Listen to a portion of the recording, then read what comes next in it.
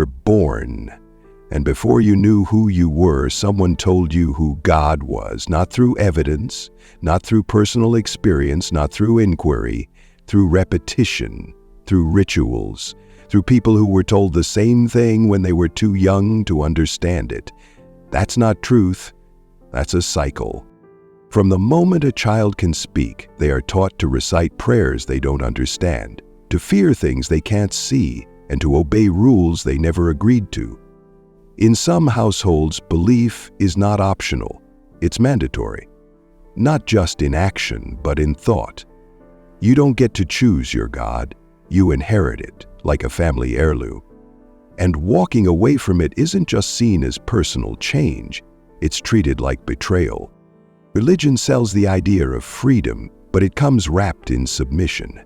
You're told you're loved unconditionally as long as you follow the conditions, and if you don't, eternal punishment. That's not love. That's emotional blackmail dressed up as devotion.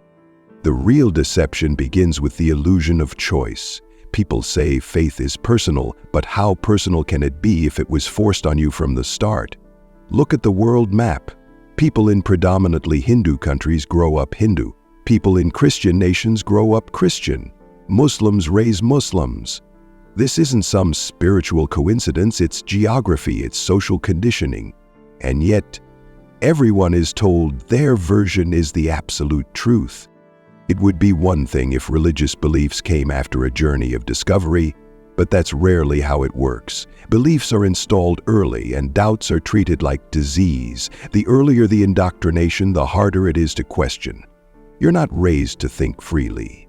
You're raised to think inside a specific frame, a frame you didn't build, a frame designed to protect itself.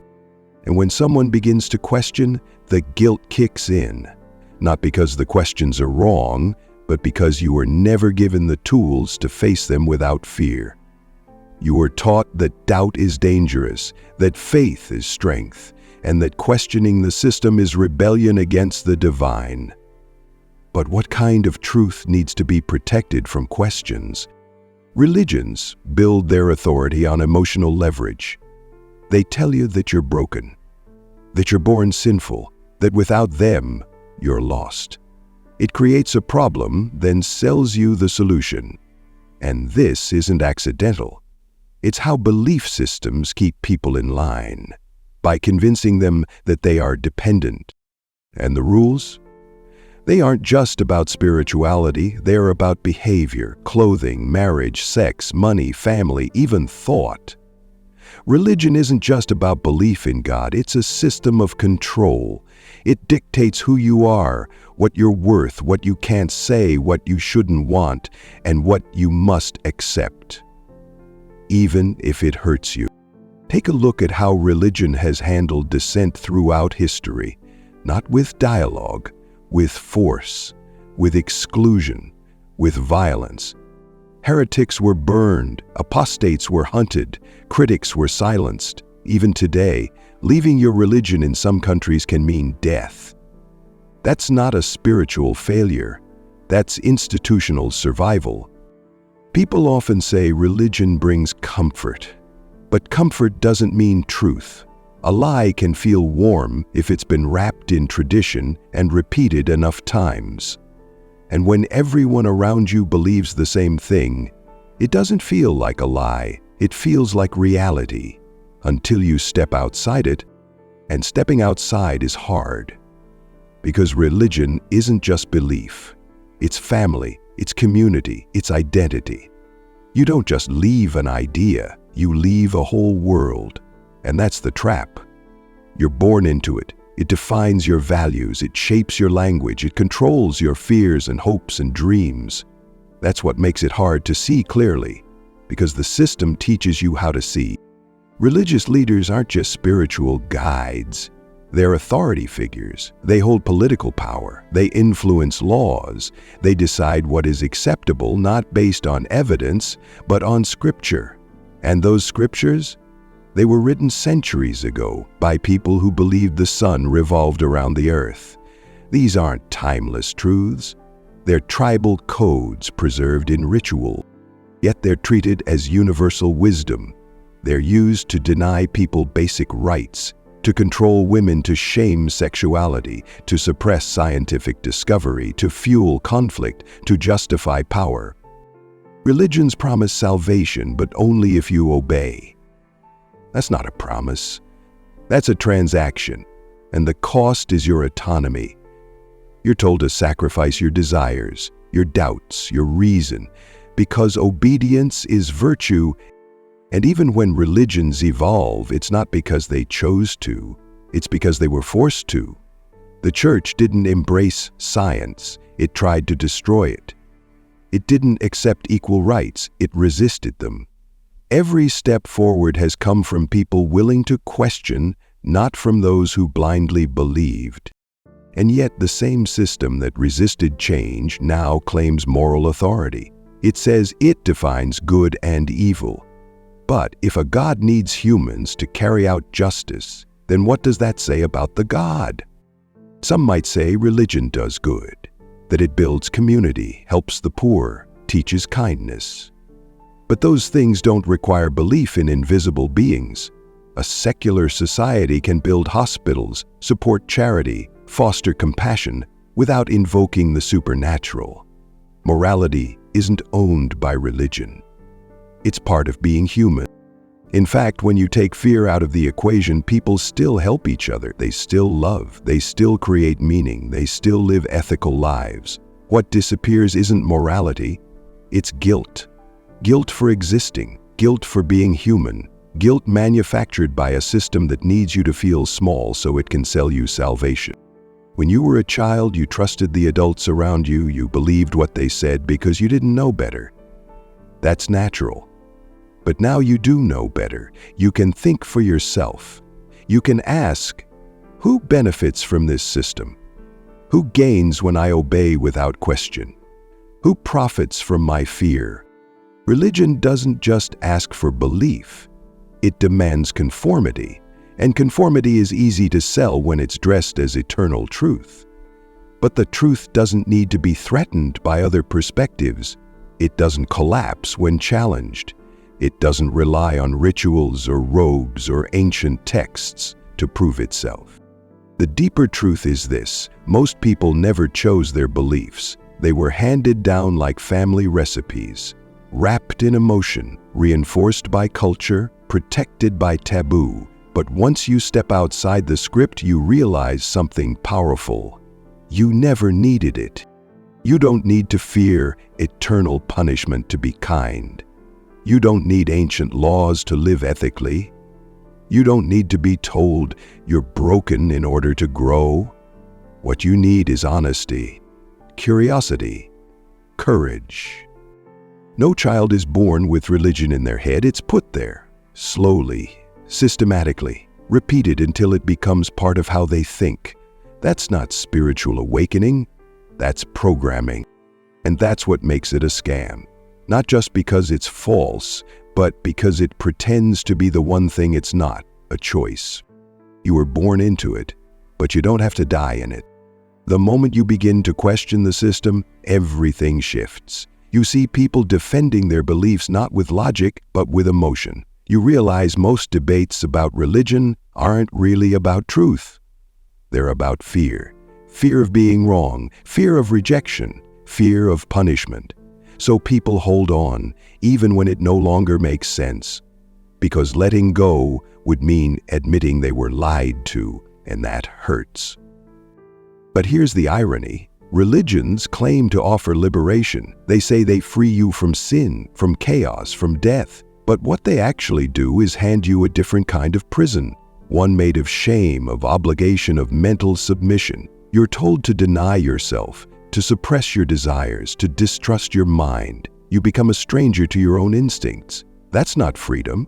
That's self-erasure. Every major religion has its own script, its own heroes, its own enemies, and every follower is told that their story is the right one, that everyone else is misled. It divides the world into us and them. And that division fuels everything, from war to discrimination to everyday cruelty. Belief becomes a license to judge, to exclude, to harm, not because people are evil, but because they've been convinced they're doing good. This is how religion protects itself, by claiming moral high ground while acting as a social weapon. People don't stone women, ban books, or blow themselves up because they're naturally violent. They do it because they were told it was righteous. That's the power of belief when it's shielded from doubt. And it doesn't stop at violence. It affects policy, healthcare, education, gender rights. In many countries, religious doctrines still dictate how people should live, love, and die. It interferes with science. It delays progress.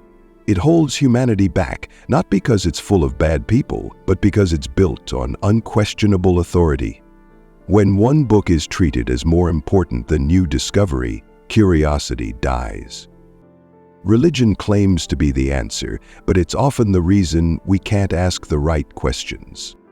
Now, this doesn't mean people of faith are unintelligent or weak. Far from it. Most are sincere. Many are kind. They believe what they were taught, just like everyone else.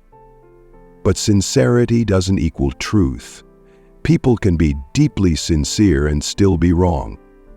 That's what makes this hard. You're not fighting evil. You're fighting illusion. And the illusion is powerful. It comforts. It unites. It gives people a sense of purpose. But it does all this at a cost. The cost is your autonomy, your time, your sense of reality, your ability to say, "I don't know," without fear. Think about how religion treats death. It turns a natural part of life into a threat. It says death isn't just the end, it's a test, a judgment, a gate to eternity, and if you don't pass, you suffer forever, not because you were cruel, but because you didn't believe the right story. That's not just unjust, it's psychological terrorism. So people obey, not out of love, but out of fear, not out of discovery, but out of habit. They repeat prayers they don't understand, attend rituals they don't question, support systems they never chose, all because they were born into it and told not to ask why. But the human mind is wired for questions, for exploration, for doubt, and when those instincts are suppressed, something essential is lost. You lose the ability to be fully honest with yourself. You start defending beliefs you never examined. You start living a life you didn't design. That's why so many people today are stepping away, not out of rebellion, but out of a deep hunger for truth. They're not angry, they're just tired of pretending, tired of filtering their thoughts, tired of feeling guilty for being human. They want to breathe without a script. And when they do, something incredible happens.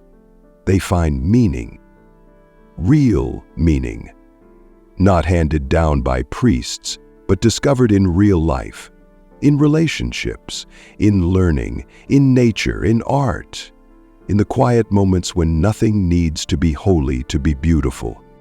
You don't need religion to love, to grieve, to hope, to grow. You don't need a sacred text to tell you not to kill or steal or lie. These values existed long before organized religion, and they continue to exist in people who've never stepped inside a church or mosque or temple. Because morality isn't a product of faith. It's a product of empathy. And empathy doesn't need a reward in heaven or a threat of hell. It just needs honesty. So what now? What do you do when you realize you've been born into a scam? You don't have to shout. You don't have to fight. You just have to think. Think clearly. Ask questions. Follow evidence. And be brave enough to sit with uncertainty. Because real courage isn't pretending to know what you don't. It's admitting that you don't. And still choosing to live with integrity. The system wants you to feel helpless without it. But you're not. You're capable of forming your own thoughts, of creating your own meaning, of building a life rooted in truth, not tradition. You don't owe loyalty to a lie just because it came wrapped in family culture or comfort. Being born into religion isn't your fault. staying in it without questioning, that's a choice. A hard one, but a powerful one. You have one life, one brief, precious shot at existing. Don't spend it following a script written before you were born. Write your own. Not because someone said you should, but because you can. There's something liberating about admitting you don't have all the answers. Something deeply human about standing in the face of life's uncertainty and not needing a supernatural explanation to feel at peace. That doesn't make you lost. It makes you awake. You start to see how much time was spent defending dogma instead of discovering reality. How many hours were poured into rituals that meant nothing outside the system that invented them. You start to see the structure behind the belief, the incentives, the power dynamics, the psychological hooks. And suddenly what once felt sacred starts to look suspiciously man-made. And it is man-made. Every holy book was written by people. Every commandment, every vision, every moral decree, produced by human hands in human languages under human agendas. Some were wise. Some were cruel. Some were afraid. But none of them had a monopoly on truth. They simply spoke with authority and were believed. And once enough people believe something, it becomes untouchable. But untouchable isn't the same as true. The more you investigate, the clearer it becomes. Religion is not a divine gift passed down from the heavens. It's a cultural inheritance, one that evolves, mutates, splits, and contradicts itself endlessly, depending on who's in charge, what's at stake, and who's asking the questions. That's not how truth works. That's how ideologies work. That's how systems preserve themselves. And those systems are remarkably good at surviving. They adapt just enough to appear modern while holding on to their ancient roots. They soften their language but keep their structure. They say, "We've changed," while quietly maintaining control over sex, education, gender roles, personal identity, and free thought. Even the so-called progressive branches of religion often hold on to the same basic assumptions: that we're broken, that we need saving, that belief is more important than evidence. These ideas don't vanish just because the tone becomes more polite. They're still rooted in the same fear that without the system, everything collapses. But it doesn't collapse, it opens.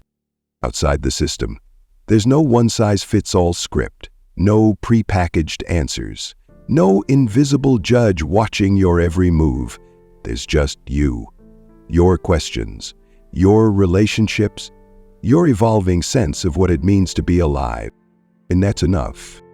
You don't need permission to grow. You don't need a deity to give you value.